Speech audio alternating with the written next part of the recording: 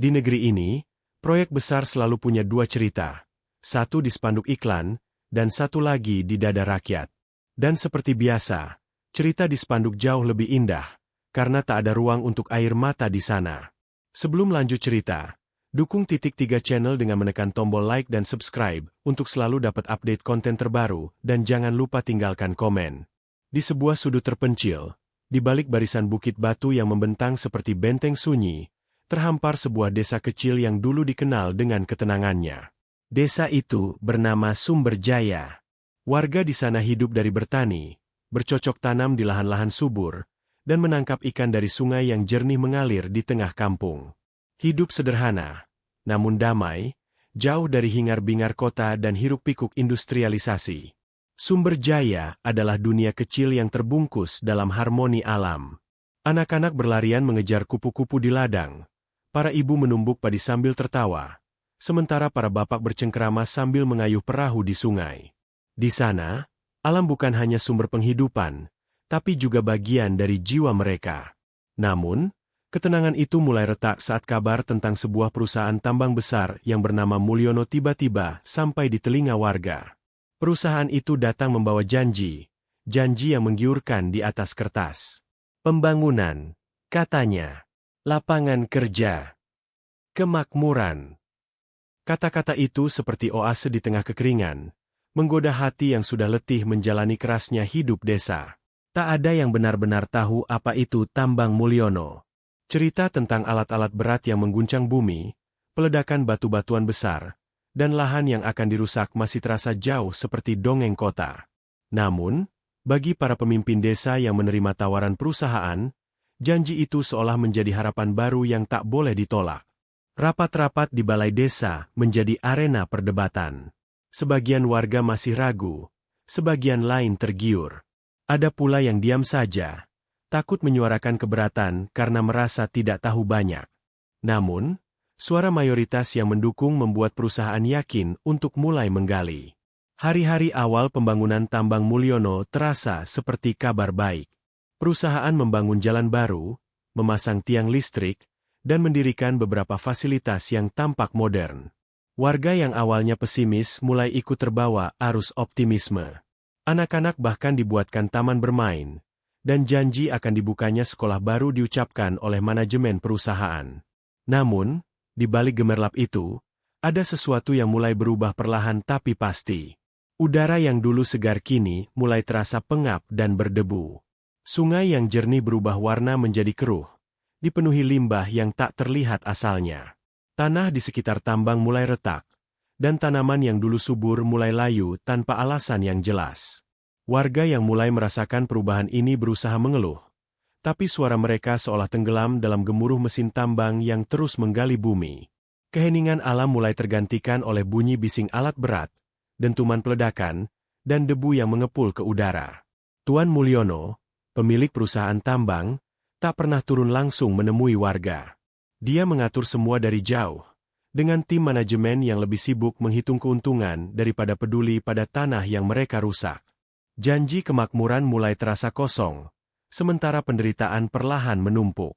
Di balik bukit batu itu, wajah-wajah harapan mulai berubah menjadi wajah kecemasan. Seorang ibu muda bernama Sari menggenggam erat tangan anaknya yang sering batuk sejak tambang berdiri. Seorang petani tua bernama Pak Budi melihat ladangnya yang retak dan gagal panen. Mereka semua merasakan bagaimana damai itu perlahan terkubur di bawah debu dan suara mesin. Namun, suara-suara kecil yang mulai muncul itu masih belum cukup kuat untuk menggoyahkan raksasa tambang Mulyono. Warga yang berani bersuara kerap diabaikan, dianggap sebagai pengganggu atau sekadar orang yang takut akan perubahan. Malam-malam di desa Sumberjaya kini dipenuhi dengan kegelisahan.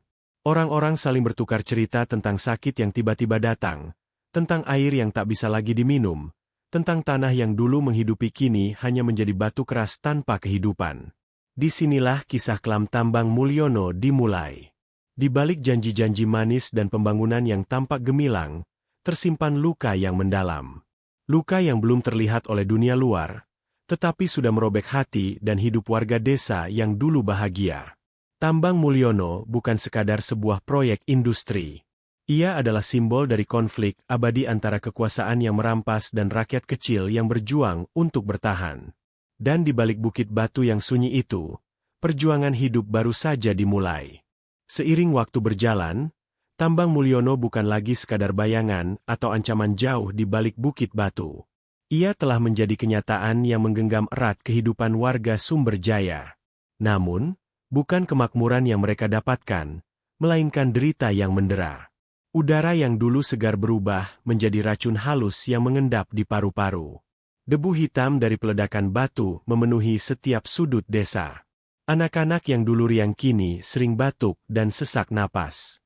Sari, ibu muda yang dulu bersemangat membesarkan anaknya, kini sering terbangun di malam hari karena tangisan si kecil yang susah bernapas. Ini bukan hanya soal sakit.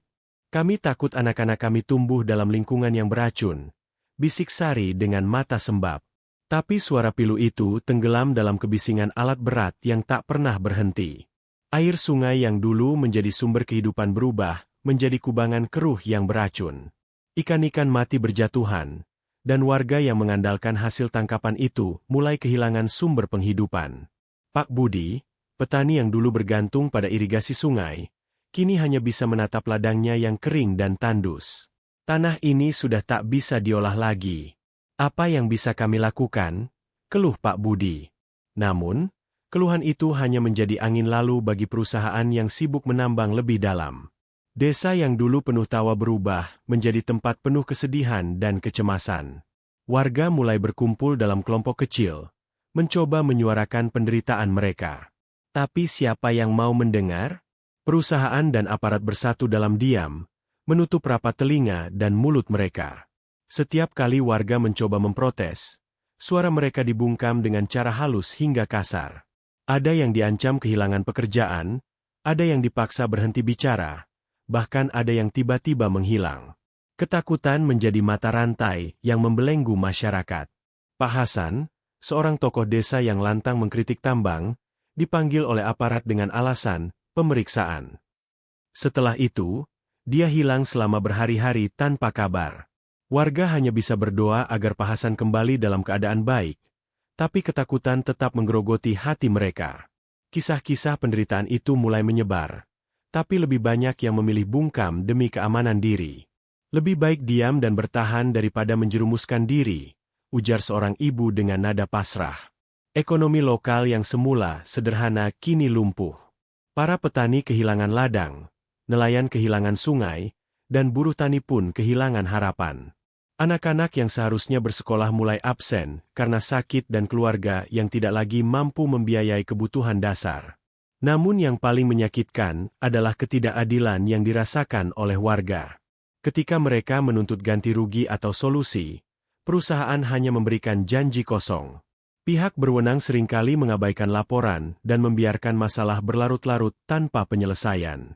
Dalam suasana penuh tekanan itu, harapan seolah terkubur bersama tanah yang digali tambang. Warga menjadi pion kecil dalam permainan besar, yang hanya melihat mereka sebagai penghalang atau pengorbanan demi keuntungan.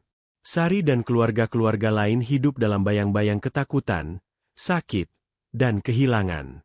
Namun, suara mereka, meski kecil dan tersumbat, masih berdenyut di tengah gelapnya penderitaan. Disinilah tragedi sebenarnya mulai terungkap, ketika sebuah suara yang seharusnya didengar dan dihargai, justru dikubur dalam keheningan yang mematikan. Ketika suara warga mulai menggema dalam bisu, sesuatu yang lebih kelam mulai mengemuka, dukungan penuh aparat negara terhadap Tambang Mulyono. Di balik tirai besi kekuasaan, aparat yang seharusnya menjaga rakyat berubah menjadi benteng pelindung bagi kepentingan perusahaan tambang. Awalnya, warga hanya menghadapi bisik-bisik ancaman. Namun, seiring waktu, intimidasi berubah menjadi kenyataan yang menakutkan. Rapat-rapat warga yang berani mengkritik tambang tiba-tiba dibubarkan paksa oleh aparat berseragam. Para pemuda yang hendak mengorganisir aksi protes ditangkap dan diperlakukan kasar. Pak Hasan, tokoh desa yang dulu menghilang misterius, muncul kembali dengan bekas luka di tubuhnya dan wajah yang berubah suram. Ia bercerita bagaimana aparat menahan dan menginterogasinya tanpa alasan jelas. Mereka ingin kami diam, agar tambang bisa terus menggali tanpa gangguan, katanya dengan suara serak. Bukan hanya itu. Aparat juga melakukan patroli ketat di sekitar tambang dan desa. Kamera pengawas dipasang di sudut-sudut jalan desa, seolah-olah warga adalah ancaman terbesar. Setiap langkah mereka diawasi, setiap pertemuan mereka dipantau. Seorang warga muda bernama Rini yang berani memposting keluhan di media sosial, mendapat kunjungan tak diundang dari petugas keamanan. "Kamu harus pikir baik-baik sebelum bicara," ujar seorang pria berseragam dengan nada dingin yang membuat Rini menggigil ketakutan. Peran aparat tak hanya sebagai penjaga keamanan, tapi juga sebagai alat pembungkaman yang efektif. Mereka memutarbalikkan fakta, menuduh warga yang berjuang demi lingkungan sebagai pengacau dan provokator. Warga yang berani melawan sering dipersekusi secara hukum tanpa bukti yang jelas. Kondisi ini menciptakan jurang ketakutan yang dalam. Rasa percaya warga terhadap aparat yang dulu mereka anggap pelindung kini berubah menjadi kebencian dan ketidakpastian. Sementara itu, perusahaan tambang terus beroperasi dengan nyaman, didukung oleh kekuatan yang seharusnya menjadi penegak keadilan. Cerita pilu datang dari seorang ibu bernama Murni, yang anak lelakinya ditangkap saat mengikuti aksi damai menuntut penghentian tambang. "Anakku bukan penjahat. Dia hanya ingin desanya tetap hidup," ujarnya sambil menahan tangis. Namun, jeruji besi menjadi saksi bisu penderitaan mereka yang berjuang. Di tengah ketegangan itu, lembaga-lembaga pengawas dan aktivis lingkungan yang mencoba mendampingi warga juga kerap mendapat tekanan. Beberapa di antaranya mengalami intimidasi, bahkan ancaman fisik. Suasana seperti ini menciptakan lingkaran setan di mana kebenaran dan keadilan sulit untuk muncul. Dukungan aparat terhadap tambang Mulyono bukanlah sebuah kebetulan, melainkan hasil dari jaringan kepentingan yang sudah lama terjalin antara perusahaan dan kekuasaan. Uang, kekuasaan, dan pengaruh menjadi komoditas yang memperkuat tirani ini. Namun di balik tirai besi itu, masih ada secercah harapan. Warga yang terus berjuang, meskipun dalam kondisi tertekan, mulai mencari cara untuk melawan ketidakadilan ini. Mereka sadar, meski dibungkam, suara mereka tak boleh padam. Bab ini mengungkap bagaimana aparat yang seharusnya menjadi pelindung rakyat berubah menjadi alat pembungkaman, dan bagaimana rakyat kecil terperangkap dalam sistem yang tak berpihak pada mereka. Ini adalah babak kelam dari perjalanan panjang perjuangan warga Sumberjaya menghadapi tambang Mulyono. Di atas kertas, hukum dibuat untuk melindungi rakyat dari kesewenang-wenangan dan memastikan keadilan bagi semua pihak. Namun di Sumberjaya, hukum seolah menjadi bayangan gelap yang tak pernah bersinar di tengah gulita penderitaan warga. Tambang Mulyono terus beroperasi dengan izin yang diberikan oleh pemerintah lokal, walau banyak laporan pelanggaran lingkungan sudah masuk ke meja pejabat. Regulasi yang mestinya ketat untuk menjaga kelestarian alam dan hak rakyat, malah diperlakukan seolah formalitas kosong tanpa makna. Setiap kali warga mengadu, pintu-pintu kantor pemerintahan yang seharusnya menjadi tempat mereka mencari keadilan justru tertutup rapat. Surat-surat pengaduan yang menumpuk menghilang tanpa jejak, dan kasus-kasus pelanggaran yang terang benderang tak kunjung disidik dengan serius. Pemerintah daerah yang seharusnya menjadi garda terdepan perlindungan rakyat, malah terlihat lebih sibuk mengurus kepentingan perusahaan tambang. Proyek-proyek pembangunan infrastruktur atas nama kemajuan diprioritaskan, sementara suara rakyat dianggap sebagai gangguan. Di pusat pemerintahan pun, situasinya tak jauh berbeda. Lembaga pengawas lingkungan yang dibentuk untuk memantau dampak tambang seringkali diabaikan dan kekuasaannya dilemahkan. Anggaran yang minim dan intervensi politik membuat mereka tak mampu menjalankan tugas dengan efektif. Sari, ibu muda yang putus asa, mencoba membawa kasus penyakit anaknya yang diduga akibat pencemaran tambang ke pengadilan. Namun proses hukum berjalan lambat dan berbelit. "Kami seperti berhadapan dengan tembok besar yang tak bisa ditembus," katanya Pilu. Laporan ahli lingkungan yang mendukung keluhan warga sering dipinggirkan. Data yang menguatkan kerusakan lingkungan diabaikan oleh pejabat yang lebih percaya pada laporan dari perusahaan. Konflik kepentingan menjadi penghalang utama penegakan hukum. Kasus warga yang diintimidasi dan ditangkap aparat juga jarang diproses secara adil. Banyak yang terpaksa menerima kesepakatan di luar pengadilan demi menghindari tekanan lebih besar. Ini menciptakan rasa ketidakberdayaan yang mendalam. Selain itu, Proyek Tambang Mulyono sering lolos dari sanksi berat meski terbukti melanggar aturan. Denda-denda yang diberikan hanya dianggap sebagai biaya operasional kecil yang tak mengganggu keuntungan besar perusahaan. Situasi ini menimbulkan pertanyaan besar. Untuk siapa sebenarnya hukum dibuat? Ketika aturan yang seharusnya melindungi rakyat justru menjadi alat untuk memperkuat kepentingan segelintir orang, maka keadilan hanyalah sebuah ilusi. Rakyat Sumberjaya berada dalam keadaan terjebak antara kebutuhan hidup dan sistem hukum yang tak berpihak.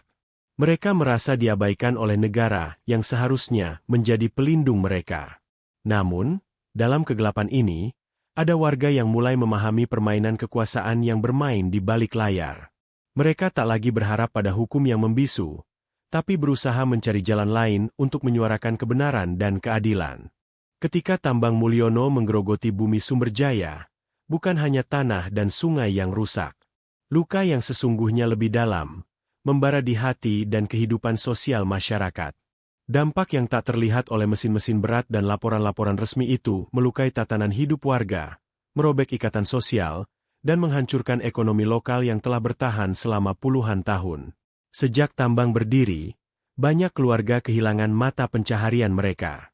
Para petani yang selama ini mengolah sawah dengan penuh ketekunan, mulai menyerah melihat hasil panen yang kian menurun akibat tanah yang tercemar. Sungai yang menjadi sumber ikan bagi para nelayan berubah menjadi lahan mati, tempat ikan-ikan mati berjatuhan, tak lagi dapat dijadikan nafkah. Kehilangan pekerjaan bukan hanya berarti kehilangan penghasilan, tapi juga merenggut harga diri dan harapan. Warga yang dulunya penuh semangat kini berganti menjadi sosok yang pasrah dan kehilangan arah. Krisis ekonomi mulai menyebar ke setiap sudut desa. Konflik sosial pun ikut merebak. Ketegangan antara warga yang masih mencoba bertahan dengan mereka yang mulai menyerah membelah desa. Perbedaan pandangan tentang bagaimana menghadapi tambang membuat persaudaraan retak. Beberapa warga memilih diam agar aman, sementara yang lain berani melawan meski risiko besar mengintai. Banyak anak muda yang terpaksa meninggalkan desa mencari pekerjaan di kota-kota besar, meninggalkan orang tua dan rumah yang kini terasa asing. Mereka membawa luka dan rasa kecewa yang mendalam, sekaligus impian akan kehidupan yang lebih baik di tempat lain. Dampak sosial tak hanya berhenti di situ. Stres berkepanjangan dan kecemasan akibat hidup dalam tekanan lingkungan yang rusak menimbulkan gangguan kesehatan mental. Depresi dan rasa putus asa menjadi teman sehari-hari bagi banyak warga. Suara tawa yang dulu mengisi desa kini semakin jarang terdengar. Cerita memilukan datang dari keluarga Pak Hasan. Istrinya sakit-sakitan karena polusi udara, sementara anak-anaknya tak mampu melanjutkan sekolah. Dengan mata yang sembab, Pak Hasan berkata, "Kami kehilangan segalanya, bukan hanya tanah, tapi masa depan anak-anak kami." Ekonomi desa yang dulu berputar di sektor pertanian dan perikanan berubah menjadi lingkaran kemiskinan. Perusahaan tambang memang memberi beberapa pekerjaan, tapi hanya untuk sebagian kecil warga yang rela tunduk pada aturan perusahaan. Sisanya tetap terpinggirkan. Munculnya kesenjangan sosial semakin nyata. Warga yang mendapat pekerjaan di tambang hidup dalam ketidakpastian, karena pekerjaan itu tidak stabil dan penuh risiko kesehatan. Sementara mayoritas warga lainnya harus mencari cara bertahan dengan sumber daya yang kian menipis. Namun di tengah luka yang membara itu, ada kisah-kisah kecil tentang keberanian dan solidaritas. Kelompok-kelompok warga mulai berkumpul untuk saling mendukung, berbagi informasi, dan mengorganisir bantuan. Meski kondisi sangat sulit, harapan untuk bangkit masih ada. Mereka percaya bahwa desa mereka bisa pulih, bahwa alam yang rusak bisa diperbaiki, dan bahwa masa depan yang lebih baik masih mungkin diraih, jika mereka bersatu dan berani melawan ketidakadilan. Bab ini menyingkap sisi lain dari tragedi Tambang Mulyono, yaitu bagaimana dampak sosial dan ekonomi yang menghancurkan membentuk luka-luka yang mendalam di hati dan jiwa warga, serta bagaimana mereka mencoba menahan api yang membara di dalam diri demi kelangsungan hidup dan martabat mereka. Di tengah gelap dan kelamnya penderitaan yang melanda Sumberjaya, ada satu hal yang tak pernah padam, api perlawanan. Api kecil yang menyala dalam dada warga, membakar rasa keadilan dan keberanian, meskipun ancaman dan tekanan datang dari segala arah. Perlawanan itu dimulai dari hal-hal kecil. Sekelompok ibu-ibu yang dulu hanya diam mulai berani menyuarakan keluhan mereka. Mereka berkumpul di balai desa, merangkai kata-kata yang tajam dan penuh makna. Mereka menulis surat kepada pemerintah, mengumpulkan data tentang penyakit yang menjangkiti anak-anak mereka, dan membagikan kisah penderitaan yang selama ini terkubur. Pemuda-pemudi desa juga mulai bangkit. Mereka menggunakan media sosial untuk menyebarkan kebenaran tentang dampak tambang Mulyono. Video, foto, dan cerita tentang kondisi desa viral, menarik perhatian aktivis lingkungan dan media massa nasional. Suara mereka yang dulu tertutup menjadi gema yang mengguncang. Lembaga swadaya masyarakat dan aktivis lingkungan datang untuk berdampingan dengan warga. Mereka memberikan pendampingan hukum, membantu advokasi, dan menghubungkan warga dengan jaringan yang lebih luas. Pertarungan yang awalnya terasa sendirian mulai menjadi gerakan yang terorganisir. Namun, perjalanan ini bukan tanpa rintangan. Tekanan dari aparat dan perusahaan masih menghantui setiap langkah. Ancaman kekerasan, intimidasi, dan kriminalisasi terus membayangi. Beberapa aktivis mengalami kekerasan fisik, sementara warga yang berani tampil menjadi sasaran pencemaran nama baik. Tetapi, semangat mereka tak pernah padam. Setiap ancaman justru menjadi bahan bakar semangat. Mereka tahu bahwa perjuangan ini bukan hanya untuk hari ini, tapi untuk masa depan anak cucu mereka dan kelestarian bumi yang tak bisa diabaikan begitu saja. Perlawanan warga juga mulai membawa perubahan kecil. Ada beberapa tindakan hukum yang mulai berjalan, meski lambat dan berat. Pemerintah pusat mulai membuka mata setelah tekanan publik meningkat. Beberapa audit lingkungan diperintahkan ulang, dan perhatian terhadap kasus ini mulai masuk agenda nasional. Namun, mereka sadar bahwa ini baru awal dari perjalanan panjang. Keadilan tidak akan datang dengan mudah. Mereka harus terus bersuara, terus melawan, dan terus menjaga api perlawanan agar tetap menyala. Di balik jerat ketidakadilan dan penderitaan, muncul kekuatan kolektif yang tak bisa diabaikan. Warga Sumberjaya berubah dari korban menjadi pejuang, dari bisu menjadi suara lantang yang menuntut haknya.